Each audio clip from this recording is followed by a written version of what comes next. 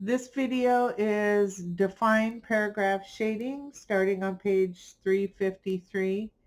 With the brochure, this brochure layout is almost complete with only a few remaining issues to be addressed. In this exercise, we're going to learn how to use paragraph shading to add a more visual weight to the subheadings in the body copy. Paragraph shading is a simple way to apply color behind text of a specific paragraph. So what we are going to do is first make sure that you are on the pages 4 to 6. So let's double click the number 4 to 6. The second thing that you need to do is make sure you are on the selection tool and click away from in the pasteboard to make sure that nothing is selected.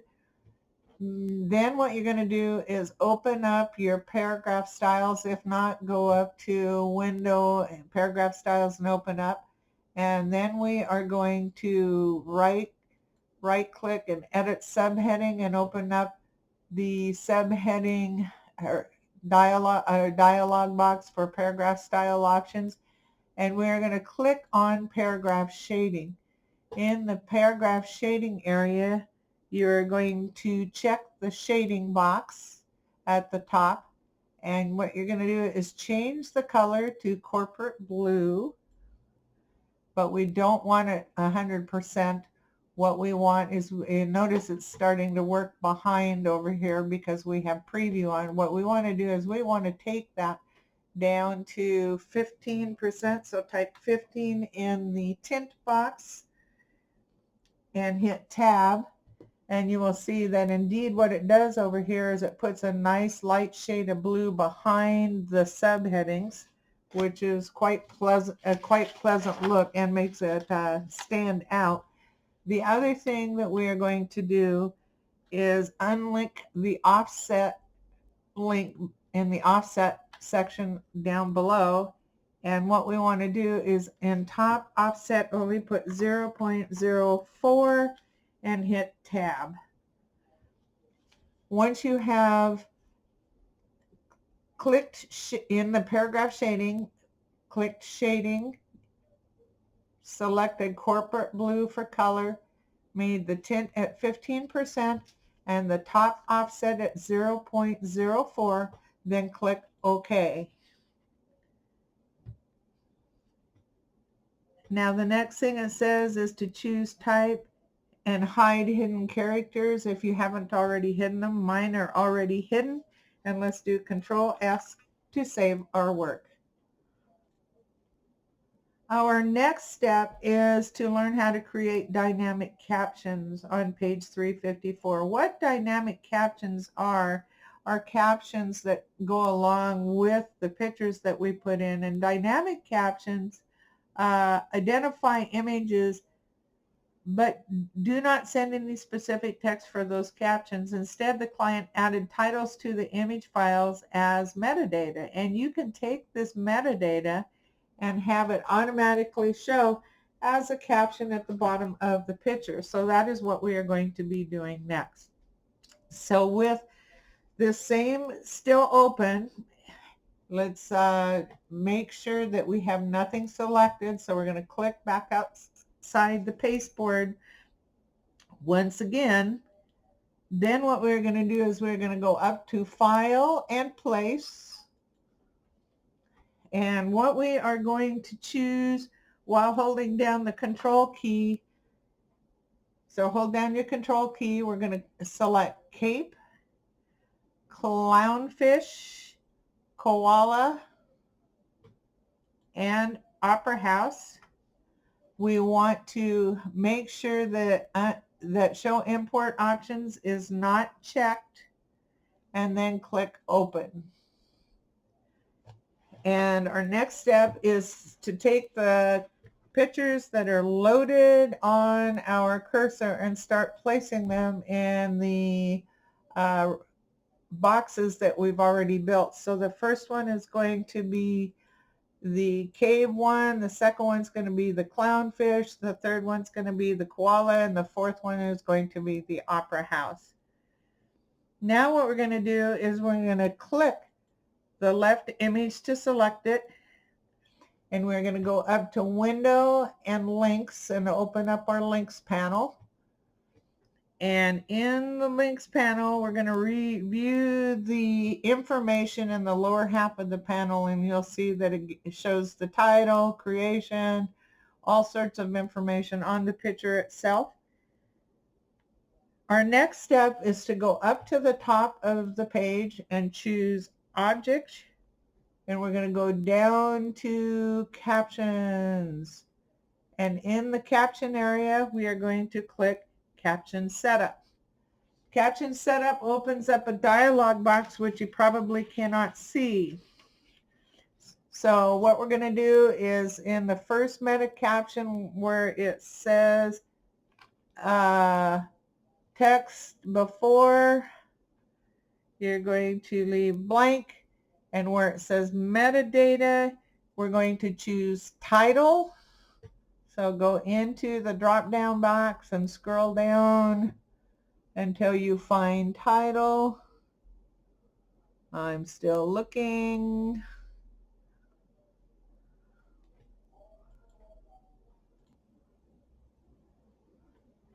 Okay, it is there. I paused to make sure it was there.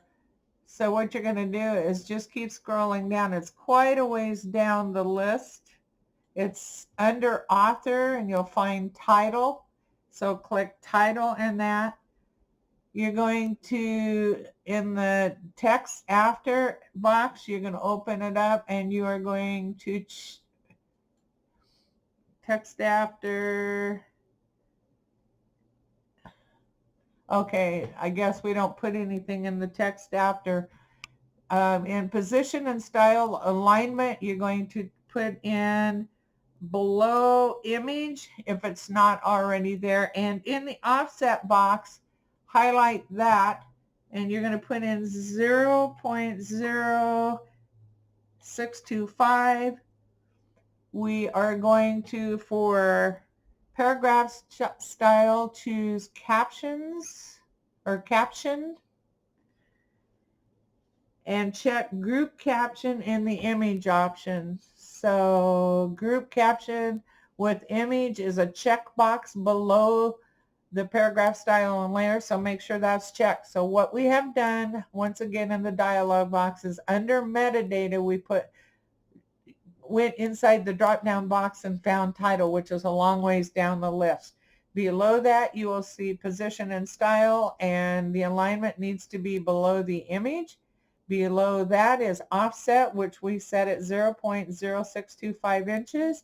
And then over to the right, just above the OK button, is a checkbox called Group Caption with Image. And what I want you to do is, once you have all of those, is click OK.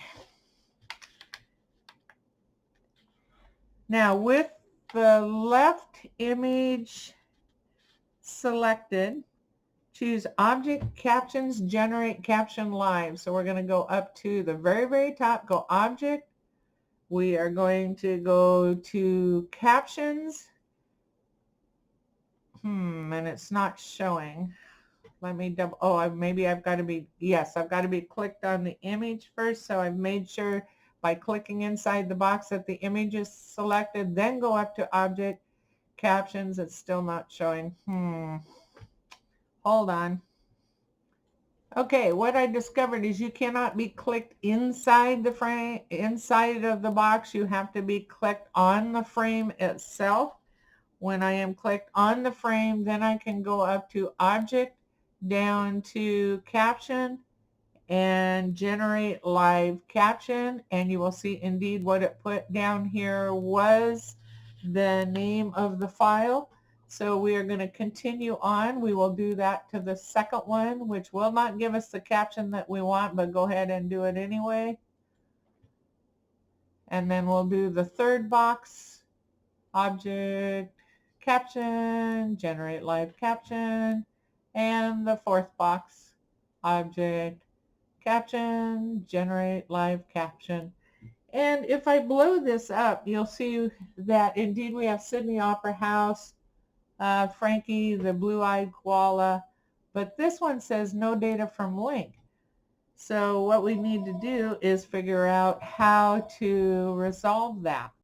Okay, due to the fact that this one has no data from there, there's only two ways that this could be fixed. One is to put data on the picture itself, I think would work, but the other way is to replace it with another one. So what we are going to do is we are actually going to replace it with another one. So we're going to select only the image frame of this one, the second one with the clownfish, and we're going to go back up to File and Place. And this time what we're going to do is we are going to select Barrier Reef, and we're going to leave the Replace Selected Item checked. And then we're going to click Open. And we're going to go up here and click on this. Oops, that didn't do it. Click inside. No, I got to figure out how to do that with it. Okay, I'm going to, oh, I think maybe we have to click on this little thing at the top. Nope, that didn't work.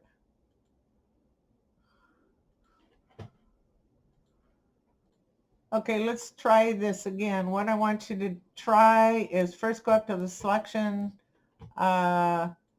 tool and let's click inside so we aren't on the frame, inside the picture to where we can see the content grabber, and then retry that. So we're going to go back up to File, Place, grab the Barrier Reef, make sure Replace Selected Item is checked, click Open, and it automatically replaces it, and you will see the Great Barrier Reef is now in there, and it does have the correct name. So let's go ahead and do a Control S to save our work. And at this point what we are going to do is clean and finish the file starting on page 357.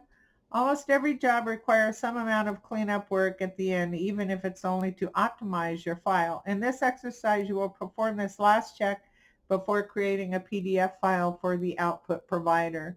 So with Aussie Fold still open and inside spread visible in the document window, which is exactly where we are here. Let me make it smaller with the Control minus.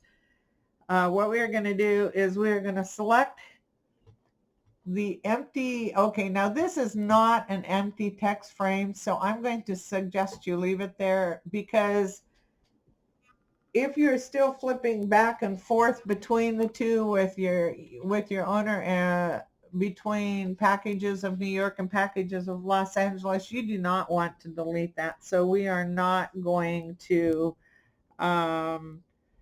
get rid of it. So I'm going to skip that step. The only other thing that we need to do is, you will notice down here at the bottom, we're still showing project status as work in progress, but technically we are now done. So what we're going to do is we're going to go up to Type.